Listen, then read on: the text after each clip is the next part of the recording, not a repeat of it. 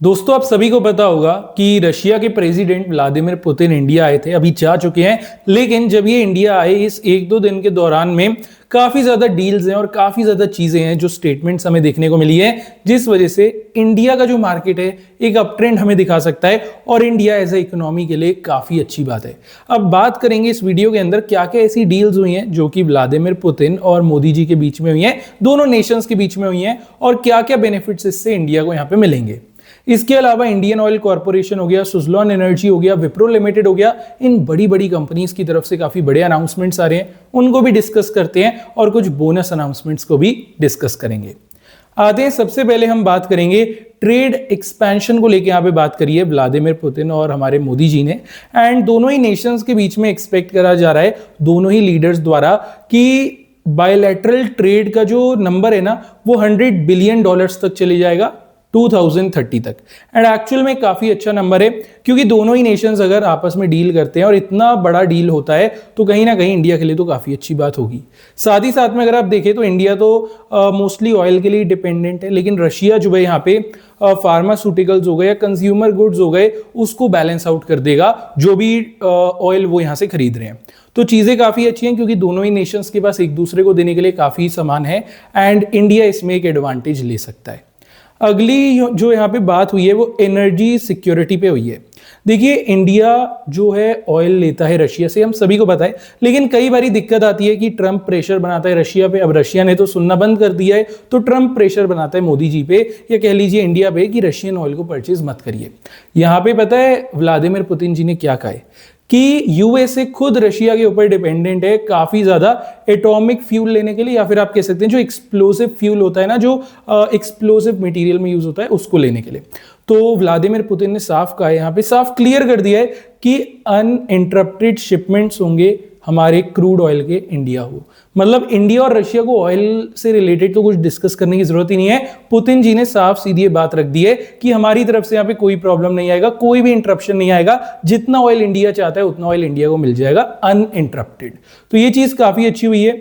और साथ ही साथ में यहाँ पे कुछ बात हुई है डिफेंस रिलेटेड भी, बिकॉज सभी को पता है रशियन टेक्नोलॉजी कितनी अच्छी है और इंडियन आप कह सकते हैं इंडियन डिफेंस सिस्टम में काफी ज्यादा चीजें हैं जो कि रशियन टेक्नोलॉजी पे बेस्ड हैं, या फिर रशिया से काफी चीजें यहाँ पे लाई जाती हैं।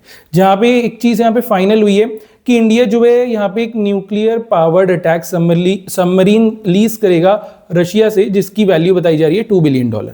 इसके अलावा आप देखेंगे तो जॉइंट मैन्युफैक्चरिंग होगी यहाँ पे स्पेयर पार्ट्स की, और जो बाकी कंपोनेंट्स हैं existing Russian origin military equipments के लिए, ये अच्छी बात है। साथ ही साथ में काफी बड़ी डील यहाँ पे हुई है जो कि अपग्रेड होगा T-72 टैंक इंजन्स का। मतलब रशिया की जो मार्च 2025 वाली एक टेक्नोलॉजी है जो कि टैंक इंजन्स के रिगार्डिंग आई है, उसको भी इंडियन टैंक्स के अंदर यूज करा जाएगा। इसके अलावा Su-57 फाइटर जेट्स के रिगार्डिंग यहाँ पे काफी ज्यादा डिस्कशन हुई है। हालांकि अभी तक कोई डील फाइनल नहीं हुई, लेकिन काफी जल्दी ये हो जाएगी। और ये 5th जनरेशन फाइटर जेट्स हैं जिसकी इस समय इंडिया को काफी जरूरत है, और रशिया पूरी तरीके से रेडी है फाइटर जेट्स भी देने के लिए और इसकी टेक्नोलॉजी देने के लिए भी, ताकि इंडिया के अंदर में भी 5th जनरेशन फाइटर जेट्स बनाए जा सके।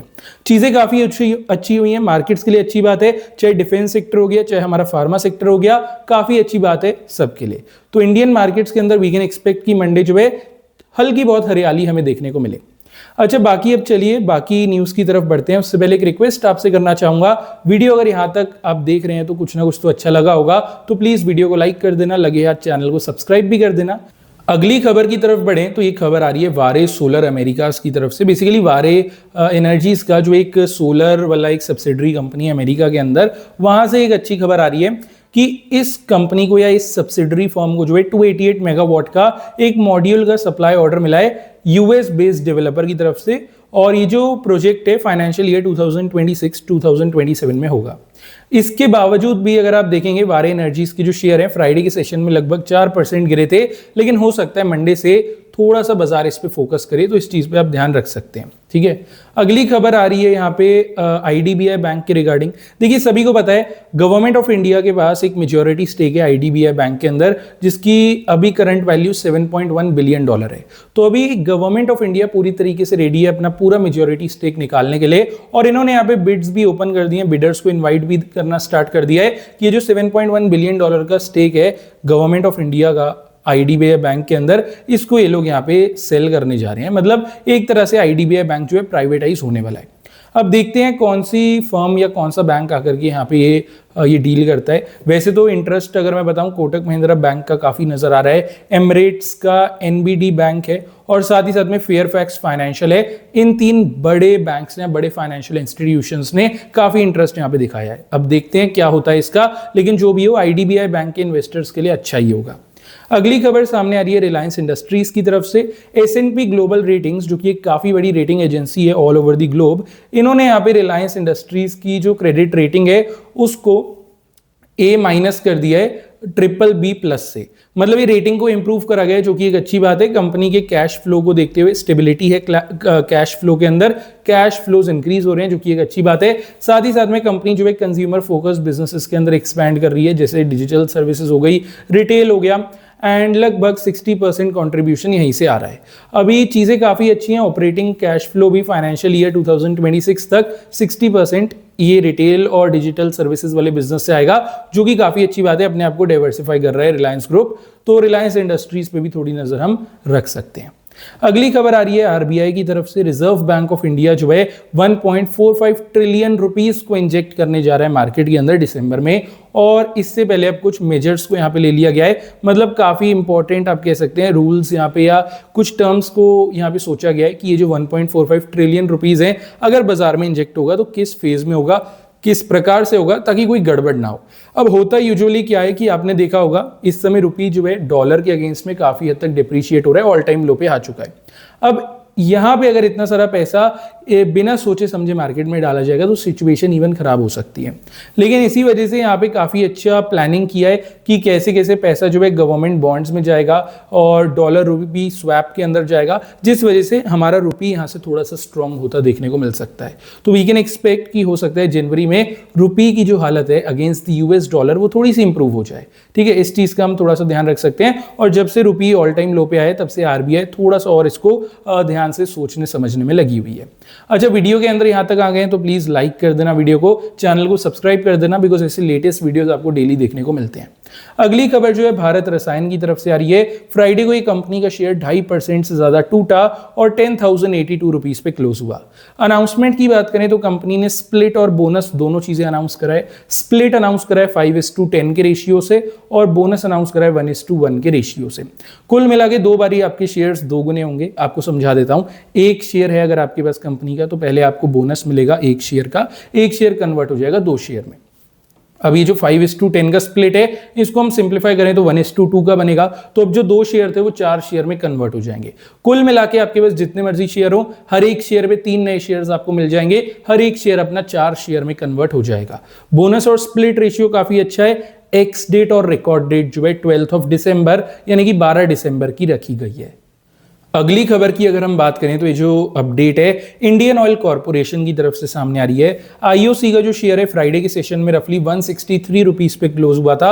0.4% का एक छोटा सा पॉजिटिव क्लोजिंग हमें देखने को मिला था। अब इंडियन ऑयल कॉर्पोरेशन की तरफ से काफी बड़ी और एक पॉजिटिव अपडेट सामने आ रही है। बेसिकली एक रिपोर्ट यहाँ पे पब्लिश करी गई है चॉइस ब्रोकिंग द्वारा, जहां पे चॉइस ब्रोकिंग का कहना यह है कि इंडियन ऑयल कॉर्पोरेशन पे एक पॉजिटिव आउटलुक हमारा बन रहा है और एक अपर लेवल जो कि 172 का है वो यहाँ पे चॉइस ब्रोकिंग ने दे दिया है। 163 से लेके 172 का एक अपर लेवल एक्सपेक्ट करा जा रहा है चॉइस ब्रोकिंग द्वारा इंडियन ऑयल कॉर्पोरेशन के शेयर पे। तो अगर आप चाहें तो आईओसी पे नजर रख सकते हैं, वॉच लिस्ट में ऐड कर सकते हैं। बस इतना याद रखना है, मेरी तरफ से कोई पर्सनल अपडेट या स्टेटमेंट नहीं है। जो रिपोर्ट ब्रोकरेज फर्म की तरफ से आ रही थी उसी को सिंप्लीफाई करते हुए मैं आपको एक्सप्लेन कर रहा हूं। अगली खबर जो है सुजलॉन एनर्जी की तरफ से आ रही है। सुजलॉन एनर्जी के शेयर्स फ्राइडे के सेशन में 2% भागे, ऑलमोस्ट 52 का क्लोजिंग हमें मिल गया। अब देखिए जैसे कि सबने एक्सपेक्ट करा था 49.5 का एक लोअर लेवल दिया था काफी ब्रोकर्स ने, वो हमें हिट होता देखने को मिला। उसके बाद में शेयर ने एक बाउंस लिया बिकॉज 50 रुपए के अराउंड एक अच्छा सपोर्ट है, सभी को पता है। अब एक रिपोर्ट सामने आ रही है कोटक सिक्योरिटीज की तरफ से, जहां पे एक्सपेक्ट कर रहे हैं कि सुजलॉन एनर्जी के शेयर्स जो है 55 रुपीज का एक अपर लेवल हमें दिखा सकते हैं, 55 से 56 तक का। तो अगर आप चाहें तो सुजलॉन एनर्जी पे नजर रख सकते हैं। थोड़ा सा कोटक सिक्योरिटीज यहाँ पे पॉजिटिव है तो सुजलॉन एनर्जी पे थोड़ा फोकस डाल देना। अब आते हैं, बात करते हैं अगले एंड लास्ट अपडेट की। Will be talking about Wipro. Wipro का शेयर 1% भागा था फ्राइडे को, 260 पे ऑलमोस्ट क्लोज हुआ और 260 ही हमारा रेजिस्टेंस है। As per a report from HDFC securities, there is a very high chance कि विप्रो का जो शेयर है अगर 260 के ऊपर एक दो दिन सस्टेन कर लेता है तो 272 या इवन 275 तक का एक अपर लेवल दिखा दे। तो विप्रो पे भी थोड़ा सा फोकस हम रखेंगे, देखते हैं 260 के ऊपर सस्टेन कर पाता है, नहीं कर लेता है तो काफी अच्छा है। इवन ये जितने भी शेयर्स हो गए सभी को वॉच लिस्ट में ऐड कर लेना, कोई ना कोई तो काम आ ही जाएगा।